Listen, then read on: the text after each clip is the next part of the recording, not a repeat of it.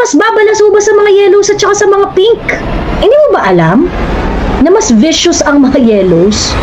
Nagkataon lang na yung mga yellows ngayon walang power. Ang power nasa mga Marcos, nasa mga Reds. Pero yung mga yellows, bigyan mo ng konting power yan, putang ina, mas malala pa yan sa pinakamalala. They wanted to associate DDS to Bobo. They wanted to associate na pag ikaw pink ka, matalino, elite, mayaman, ganyan-ganyan. Even if there's no factual foundation to those assertions. But that is what they want the people to think. This was before election, no? I was contacted by a professor from abroad kasi they're doing research daw on the political behavior of the Filipino people. Tinatanong niya kasi ako, sabi niya, hindi ka ba natatakot na ginigipit ka ng administration na ito, na sobrang panggigipit ang ginagawa nila sa iyo? Because I told them about the cases filed against me. Fiscal level lang pa lang naman ito, pero may mga ganon, may mga legal harassment, checking of bank accounts. You know, the government resources is used against me. Sabi ko ganyan. So sabi niya, ba't hindi ka ba natatakot na ganito yung ginagawa sa'yo ng government, ganun-ganun. So sabi ko, alam mo, mas matindi yung pambabalasubas na naranasan ko sa mga yellows and pinks. To be honest ha, ngayon kasi, galit na galit yung administration sa mga kagaya ko, sa mga Duterte supporters. Pero, yung level ng pambabardagol nila sa amin is not not as crass kumpara doon sa pambabalahura ng mga pinks at saka ng mga yellow sa akin nung election period nung 2022. Tapos nagulat siya, sabi niya, talaga ba? Sabi ko, oo. Sabi ko, ganun, babas-balasubas ang yellows. Walang mas babalasubas sa mga yellows at saka sa mga pink. That's why I cannot trust them ever. Kasi mga sinungaling, mga mapagpanggap na makajos, pero mga putang ina, yung mga ganon. Mga kupal, mga nagpapanggap na makajos, makakalikasan, pero mga hayop magsinungaling, hayop magprotekta ng sariling interes, hayop mang daot-daot ng kapwa, ganyan-ganyan. Sabi ko, you know why I got really deep in vlogging? Because nung nasa TikTok pa lang ako noon, yung mga yellows at mga pinks, they are going to send death threat. Like, halos everyday meron akong death threat nun. Alam to ni Kuya Miko, ni Coco Locoy. Lagi kami may death threat doon. Lagi kami may death threat sa TikTok.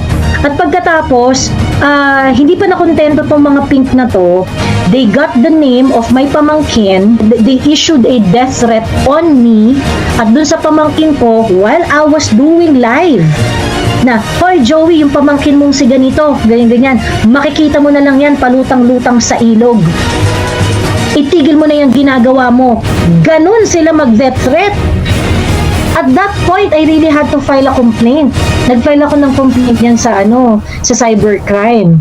I still have the record. Pinapapunta na ako ng PNP cybercrime sa may Pampanga noon. Hindi lang ako nakatuloy. Pero nag-file na ako ng complaint noon online. Sabi ko, hindi mo ba alam na mas vicious ang mga yellows? Nagkataon lang na yung mga yellows ngayon walang power. Ang power nasa mga Marcos, nasa mga Reds. Pero yung mga yellows, bigyan mo ng konting power yan, putang ina, mas malala pa yan sa pinakamalala. I'm so sorry, but yellow people, you are like that. You are really like that. Ayun, at bilang na bilang ko lang yung mga yellow friends ko na who are able to distinguish friendship, politics, and yung kaya nilang mag-compartmentalize, and who are not really going to judge you for for whatever politics you have. Meron din naman ako mga friends na ganyan, pero bilang na bilang yan. Sila yung exception rather than the rule. Actually, sa totoo lang, ang hindi ko maintindihan, bakit hindi kaya ng mga yellow at saka ng mga pinks na makipag-usap ng matino. Yung hindi mo kailangan dautin yung edukasyon ng tao, yung mga ganun ba? I can say this with straight face. I am not the one who's going to yung the first one na makikipagbardahan. Pag nakipagbardahan ako, it is always a reaction na binabato sa akin. Talagang rule of the thumb ko yan, na hindi ako yung mangunguna. Hindi ako yung mangunguna. Laging ako ay reactive.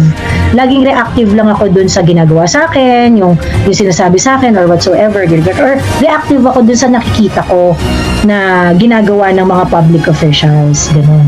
So anyway, sila naman, inaatake nila ako because of my reaction dun sa ginagawa ng mga public officials kasi kampi sila dun eh. Now, etong video kasi na to, this really demonstrate yung uri ng kabulukan ng mga ugali talaga ng mga anti-Duterte. Nakakairita talaga. Nakakairita talaga sila. Ilang araw na to na nagsisirculate. Tapos marami na rin nag-send sa akin itong video na to. In fact, nung sinend nila sa akin to, nasa TikTok pa, parang posted pa siya sa TikTok. And then when I visited it, tinanggal na nung content creator yung kanyang content doon sa video niya. Unfortunately, nakalabas na, kumalat na, marami na nakapag-download, nire-upload na, nag-viral na sa mga sa mga Bisaya pages yung video na yon. So, kumalat-kalat na siya. OFW po ba yung tawag sa mayor na working abroad?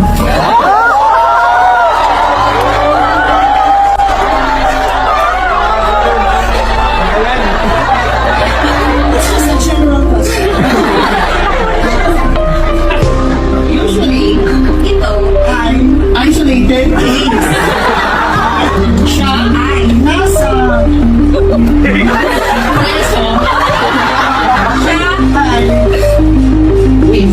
Ayun. I think parang siguro hindi nila iniisip na hindi nila iniisip na harmful yung ginawa nila. Hindi nila naisip na harmful yung ginawa nila. So parang feeling nila parang, hindi, trip-trip lang naman to, parang happy-happy lang naman to na conversation, ganyan-ganyan. And sa totoo lang, okay lang naman kung kunwari magagaganyan kayo, pero isekreto nyo na lang, kayo-kayo na lang yan. 'Di ba? Kayo-kayo na lang 'yan para hindi kayo maabot ng wrath namin. Kasi ang problema, you're talking about it in a very public place, in a very public situation. In-upload niyo pa sa social media. Talagang magkakagulo talaga tayo dito, mga putang ina nyo. So this looks like a event sa office ng PNG. Kasi di ba may mga corporate event na ganyan yung once a month meron town hall meeting or quarterly, nagta-town hall meeting, ganyan-ganyan. Sabi ni Mariah Carey, magaling sana mga stand-up comedians na yan, kaya lang kitang-kita ng mga pinklawan, sabi niya. Napanood mo na ba yung mga stand-up nila, yung mga skits nila, Mariah? Ginawa nilang butt of joke si PRRD winning the election in Davao City. Ang point nila is really to laugh at the circumstances of PRRD winning the election in Davao City. And it is just so unfortunate kasi nga, akala kasi nung girl, kinuwiti niya yun. Pero pansin ko, Miss Joey, maraming hindi sang-ayon yung iba dito mawa. But I'm pretty sure kasi actually marami rin sa mga taga PNG nagsabi rin sila na hindi naman kami lahat anti-Duterte. And I think that's really not the point, no. I believe marami talagang pro Duterte dun sa PNG. Ang problem ko kasi diyan ito, at the end of the day, kung ano naman yung trip ng babae at saka kung ano yung trip ng mga stand-up diyan. Gusto niyang pagtawanan si PRRD, gusto niyang pagtawanan yung mga people of Davao, ganyan. Wala kaming magagawa trip niya yan kung ayaw niyong irespeto yung mga tao na binoto ng mga Davaoenyo, kung ayaw niyong irespeto yung mga Duterte supporters na minamahal namin at ginagalang si PRRD, despite the fact na nandun siya sa Hague.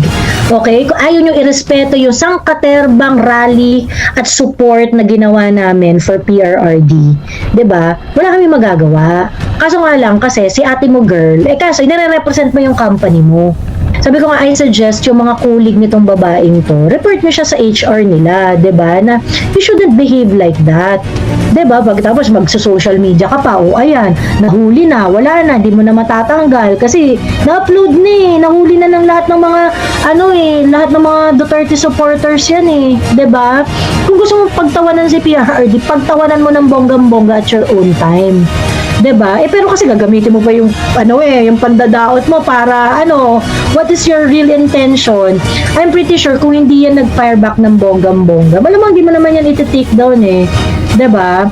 And for me, dapat si Procter & Gamble, you should also distance yourself. Kasi if you're going to look at their website, they will say na, we are taking seriously the growth of our employee, and emirate, ganyan. Well, part of the growth of your employee and part of fostering a encouraging environment is to tell your employee not to be assholes. So sana, sabihan nyo man lang yung employee ninyo, ngayon, trip-trip ninyo, pagkatapos ilang araw nang nagva-viral yan, wala naman kayong mga sinasabi, wala naman kayong inaano, ayaw nyong respetuhin yung mga Duterte supporters, ayaw nyong respetuhin yung mga bumoto kay PRRD sa Davao City, di kung trip-trip lang gusto ninyo, trip nyo yan, ito rin ang trip namin. Ako, ang trip ko, di ko na kayo isasama sa grocery list ko in the coming months. Unless you're going to try to make an effort to teach your employees to be respectful. Diba? Hindi naman namin sinasabing gustuhin nyo si PRRD kung ayaw nyo talaga Pero kayong kupal. Ngayon, kung kupal kayo at trip nyo yan at ayaw nyo mabasag yung trip ninyo, di magti-trip din kami. Ang trip namin, magbili ng mga produkto ninyo. Kasi kayo, Procter & Gamble, the Duterte supporters are also your clients. Are also your customers. Tapos may mga nagme-message nga rin sa akin na parang, oy Joey, kawawa naman yung employee kasi matatanggal siya, ganyan-ganyan, ineme pagka ganyan, kasi pagka bumaba ang sales, ganun-ganun, kawawa, kasi mapag-iinitan siya, ganyan-ganyan, eme, ganun-ganun. Sa totoo lang ako, I'm really, really tired of understanding their disrespect. There is this PNG employee who messaged me. At ang ganda-ganda nung point niya. Sabi niya, oo talaga, grabe, nainis talaga kami dyan. Kasi syempre parang it also looks bad on the company. Kasi nga ang dating, hindi, alam mo yun, yung hindi inclusive, hindi respectful doon sa differences yung environment dyan sa PNG. Ganun daw yung dating. Tapos sabi niya, alam mo ba, hindi rin naman daw siya very vocal about politics. But you know, napansin ko lang, when PRRD was kidnapped and sent to The Hague, I saw a lot of Duterte supporters. When they're going to start their statement of support to PRRD, they are going to start their statement with, I do not care kung i-unfriend nyo ko. But what? Tapos they will start defending PRRD, ganyan-ganyan. Sabi niya, hindi ko alam kung algorithm ko lang to or ano, pero parang they always put us at a defensive na kapag ka ito yung political preference mo, you have to be sorry. Alam mo yon? Kaya sabi ko, ano na to ang tawag dito, parang why do I have to apologize for my politics? Diba? Ngayon kayo, pagka-pink kayo, sinasabi ba namin kayo na huwag kayong maging pink? Ay, hindi, tigilan nyo yan, mag-apologize kayo for being pink, ganon. Pero, pag kayo mga Duterte supporters, especially the silent ones, when they start to be vocal about it, I don't care if you have to unfriend me, ganyan-ganyan. You really feel na there is some friendship that is going to be lost just because this is your political preference. Diba? And I think it is a deep-seated discrimination, na parang, teka, bakit kami yung dinidiscriminate dito? Kami yung majority. Kaya nga sabi ko, I'm so sorry yung mga sympathetic dun sa babae na sinasabi na baka ma-issuehan niya ng HR tapos matanggal sa trabaho, kawawa naman. Well, I am not going to understand and be burdened by their disrespect. Diba? Sila yung disrespectful, di sila yung magbayad dun sa disrespect nila. Diba ating kupal na nagsalita? Diba? Parang, bakit kailangan naming intindihin parate pagka disrespectful kayo? Every time, bakit naging alalahanin na parang, kapag kunwari we are going to push back, parang kasalanan pa namin na nagpo-push back kami. Diba? Kayo nga, kabilis-bilis nyong mag-cancel Ako sabi ko, ako bala kayo. Basta ako, wala na sa listahan ko yung mga produkto ng Procter & Gamble. Diba? Ayaw nila magsalita ayaw nila kastiguin employee nilang kupal Being a DDS does not make you a lesser person. To each his own. It just goes down to how much you can defend your pick. Totoo. And sa totoo lang, I really want us to push back. Alam mo yung parang yung ine-equate nila, because this is their branding, this is their style of communication. They wanted, pagdating sa public discourse, they wanted to associate DDS to bobo. They wanted to associate na pag ikaw pink ka, matalino, elite, mayaman, ganyan. Even if there's no factual foundation to those assertions, but that is what they want the people to think.